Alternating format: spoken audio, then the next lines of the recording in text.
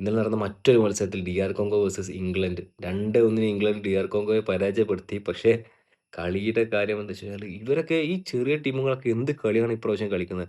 കാരണം 2-1 ഇംഗ്ലണ്ടിന് DR കോങ്കോയെ തോൽപ്പിക്കാൻ കഴിഞ്ഞത്. ഹാരി കെയ്ൻ അദ്ദേഹം വാട്ട് എ പ്ലെയർ അദ്ദേഹത്തിൻ്റെ ഒരു ക്യാപ്റ്റൻസി അദ്ദേഹത്തിൻ്റെ ഒരു മെന്റാലിറ്റി അത് എടുത്തു പറയേണ്ട കാര്യമാണ്. കാരണം തോറ്റു നിൽക്കുന്ന സമയത്ത് ടീമിനെ എങ്ങനെയെങ്കിലും മുന്നോട്ട് കൊണ്ടുവരാനുള്ള രീതിയിലുള്ള അത്രയും ഒരു ഇൻവോൾവ്മെന്റ് ഗെയിം ഇൻവോൾവ്മെന്റ് അല്ലെങ്കിൽ ആ ഒരു അദ്ദേഹത്തിന്റെ വർക്ക് റേറ്റ് അതായത് അദ്ദേഹം ചെയ്യുന്ന കാര്യങ്ങൾ കാരണം ഫ്രണ്ടിൽ ഇത്രയും നല്ല രീതിയിൽ കളിക്കുന്ന ഒരു പ്രോപ്പർ നയൻ ഉണ്ടോ എന്ന് ചോദിച്ചു കഴിഞ്ഞാൽ സംശയമാണ്. ഇപ്പൊ എംബാപ്പയൊക്കെ നമുക്ക് വിങ്ങറായിട്ട് മാറ്റി വെക്കാം. എന്നിരുന്നാൽ പോലും അദ്ദേഹം ഈ ഒരു ഏജിൽ അതായത് ഇംഗ്ലണ്ടിനെ അദ്ദേഹം മുന്നിൽ നിന്ന് നയിക്കുകയാണ്. കാരണം ഇംഗ്ലണ്ട് ഇന്നലെ തോൽവിയിലേക്ക് പോകേണ്ട കളിയാണ്. ഒരുവിധം ഒരുപാട് പ്ലെയേഴ്സ് ഇപ്പൊ മധുവൊക്കെ ഉണ്ടായിരുന്നു, റാഷ്ഫോർഡ് ഉണ്ടായിരുന്നു. ഇവരെ കൊണ്ടൊന്നും കാര്യമായിട്ടൊന്നും ചെയ്യാൻ കഴിഞ്ഞില്ല.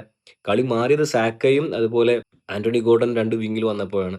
പിന്നെ ഡെക്ലാൻ റൈസ് അദ്ദേഹം അദ്ദേഹം തന്നെയാണ് ഇംഗ്ലണ്ടിന്റെ എഞ്ചിനായിട്ട് വർക്ക് ചെയ്യുന്നത്. കാരണം അദ്ദേഹം തന്നെയാണ് എല്ലാ ഗോളിലും അദ്ദേഹത്തിന് ഇൻവോൾവ്മെന്റ് ഉണ്ട്. അദ്ദേഹത്തെ കോച്ച് റൈറ്റ് വിങ്ങിലോട്ടും ലെഫ്റ്റ് വിങ്ങിലോട്ടും മാറിയിട്ട് പരീക്ഷിക്കുന്നത് കണ്ടിട്ടുണ്ടായിരുന്നു.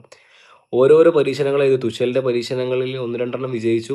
അങ്ങനെയാണ് ഇംഗ്ലണ്ട് 2-1 ലീഡ് എടുത്തത്. എന്തായാലും DR കോങ്കോ അവരുടെ രാജ്യത്തിന് വേണ്ടിയിട്ട് കാഴ്ചവെച്ച പോരാട്ട വീര്യം ഒരു പുതുതായി വേൾഡ് കപ്പിലോട്ട് വരുന്ന ഒരു ടീം എന്ന നിലയിൽ അവർ ഒരു അത്രയും ഹാറ്റ്സ് ഓഫ് അവരുടെ പെർഫോമൻസ് അത്രയും മിന്നുന്ന പെർഫോമൻസ് ആയിരുന്നു ഈ വേൾഡ് കപ്പിൽ.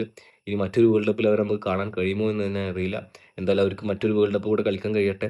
അപ്പോൾ ഈ വേൾഡ് കപ്പിൽ DR കോങ്കോ നല്ല രീതിയിൽ മത്സരിച്ചു. അതായത് നല്ല രീതിയിൽ പോരാടി തന്നെ വേൾഡ് കപ്പിൽ നിന്ന് പോയിട്ടുണ്ട്. അപ്പോൾ ഇംഗ്ലണ്ട് നെക്സ്റ്റ് റൗണ്ട്. നമ്മൾ വീഡിയോസ് ഇഷ്ടപ്പെടുന്നുണ്ടെങ്കിൽ നമ്മളെ ഫോളോ ചെയ്യുക, യൂട്യൂബ് ചാനൽ സബ്സ്ക്രൈബ് ചെയ്യുക. Thank you guys.